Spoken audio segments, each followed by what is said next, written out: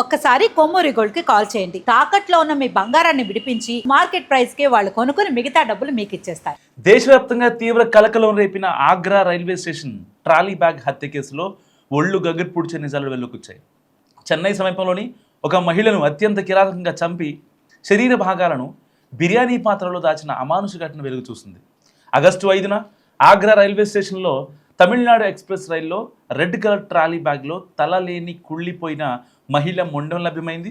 Agra railway పోలీసులు case నమోదు చేసుకుని దర్యాప్తు చేయగా మృతురాలు ఒడిశాకి చెందిన హయాతున్ నిషా అని, ఆమె చెన్నై గూడావాంచేరి ప్రాంతంలో నివసిస్తూ పనిచేస్తుందని గుర్తించారు. దీంతో చెన్నై సెంట్రల్ రైల్వే పోలీసులు ఆర్పీఎఫ్ రంగంలో దిగాయి. ఆగస్టు 3 రాత్రి చెన్నై సెంట్రల్ రైల్వే స్టేషన్లోని 4వ ప్లాట్ఫామ్పై ఉన్న సీసీటీవీ ఫుటేజ్ని పరిశీలించగా ఒక మహిళ, పురుషుడు అనుమానాస్పదంగా ఆ ట్రాలీ బ్యాగ్ని తీసుకెళ్తున్న దృశ్యాలు రికార్డ్ అయ్యాయి. సో మొబైల్ సిగ్నల్స్ ఆధారంగా నేందుల ఆచూకీని చెంగల్పట్టు జిల్లా గూడవంచేరి మసీదు వీధిలోని ఒక అద్దె ఇల్లుగా గుర్తించారు. పోలీసులు ఆ ఇంటికి వెళ్ళి సోదాలు చేయగా భయానక దృశ్యం కనిపించింది.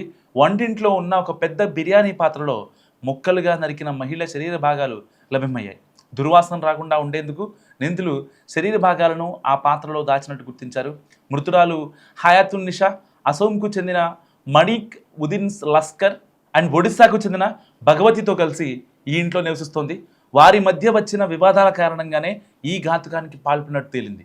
హత్యానంతరం మొండాన్ని ట్రాలీ బ్యాగ్లో పెట్టి రైల్లో వదిలేసి మిగిలిన శరీర భాగాలను ఇంట్లోనే వదిలి నిందితులు పరారయ్యారు. సంఘటనా స్థలాన్ని ఉన్నతాధికారులు, ఇటు క్లూస్ టీమ్, డాగ్ స్క్వాడ్ పరిశీలించి వేలిముద్రలు, రక్తపు నమూనాలను సేకరించాయి.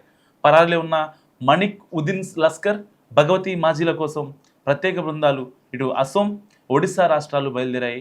వివాహేతర సంబంధమా లేక ఆర్థిక లావాదేవీల వల్ల ఈ దారుణం జరిగిందా అనే కోణాల్లో పోలీసులు దర్యాప్తు చేస్తున్నారు.